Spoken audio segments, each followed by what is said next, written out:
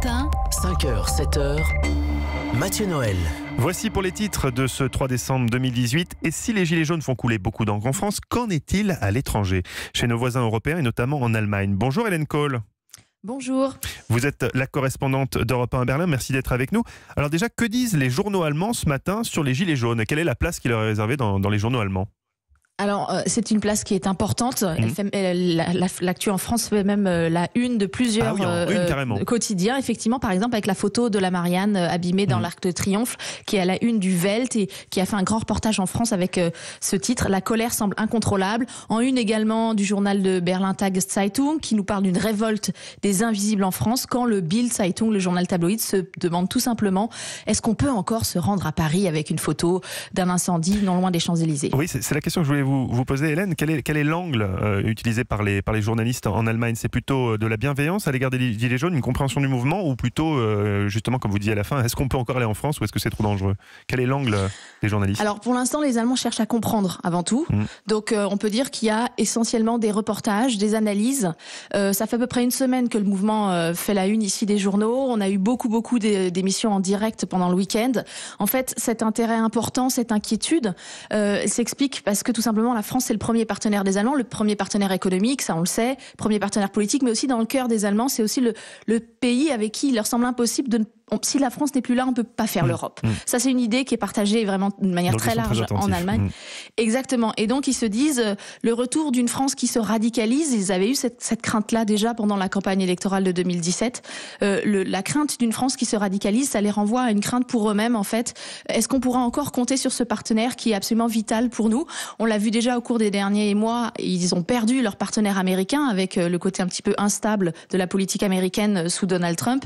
Et donc, qu'est-ce qu'on pourra faire de l'Europe si la France se radicalise? Donc là, c'est vraiment une grosse inquiétude et en même temps, ils sont un peu schizophrènes parce qu'en fait, il y avait un petit deal implicite avec Macron quand il est arrivé au pouvoir. C'était tu réformes en France et puis en échange, on te donne des gages pour faire une politique européenne plus juste, plus agréable pour les citoyens et notamment pour calmer un petit peu cette colère populaire. Or là, pour l'instant, on a des réformes en France, mais du côté de Berlin, il n'y a aucune réponse, avec notamment la volonté, par exemple, de taxer les grands groupes informatiques que peuvent être Google, Amazon, etc. Les Allemands, pour l'instant, disent non aux propositions de Macron. On a vu apparaître quelques gilets jaunes en Allemagne. À quoi correspond ce mouvement? C'est la même chose?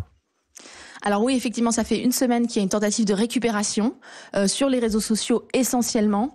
Il y a eu samedi aussi quelques rassemblements, mais très sporadiques ici ou là. Ils étaient 60 à Berlin, donc on est vraiment très loin de ce qui se passe en France. Et puis pour l'instant, contrairement à la France, c'est vraiment un mouvement qui est repris uniquement par l'extrême droite, avec des revendications qui n'ont rien à voir avec la colère française, puisque ce sont des revendications qui se concentrent contre Merkel et sa politique migratoire. Hélène, est-ce qu'il y a déjà eu des mouvements populaires spontanés similaires en Allemagne ces dernières années? Alors pas du tout. Clairement pas. Il faut remonter, je vais le dire, presque à la chute du mur de Berlin il y a 30 ans pour voir un mouvement qui part de la base et qui s'étend dans tout le pays d'une manière comme ça très large.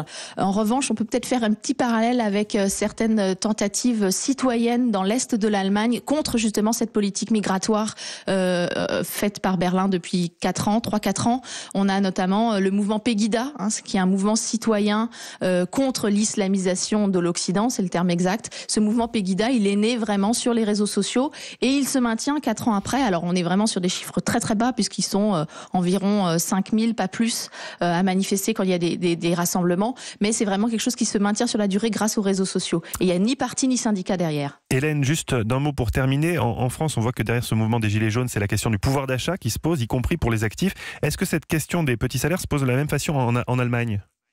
Alors, la question du prix du carburant, elle est quand même un petit peu à la une ici parce qu'il est très haut, mais c'est pas du tout lié à le résultat d'une politique. En fait, c'est vraiment les fluctuations du marché. Donc, il n'y a pas tellement de cette colère, même si les Allemands scrutent de très près, puisque ça reste un peuple d'automobilistes.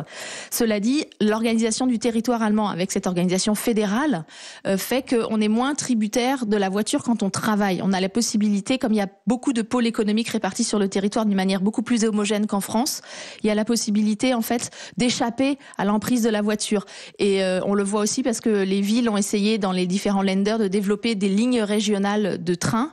Et c'est vrai que cette organisation fédérale du territoire permet, par exemple, aux travailleurs qui habitent en grande périphérie de Stuttgart, de circuler avec des trains de petites lignes régionales qui ont été réanimées, j'allais dire, après avoir disparu au cours des dernières années. Merci beaucoup Hélène Cole d'avoir été avec nous ce matin en direct sur Europe 1. Je rappelle que vous êtes notre correspondante à Berlin.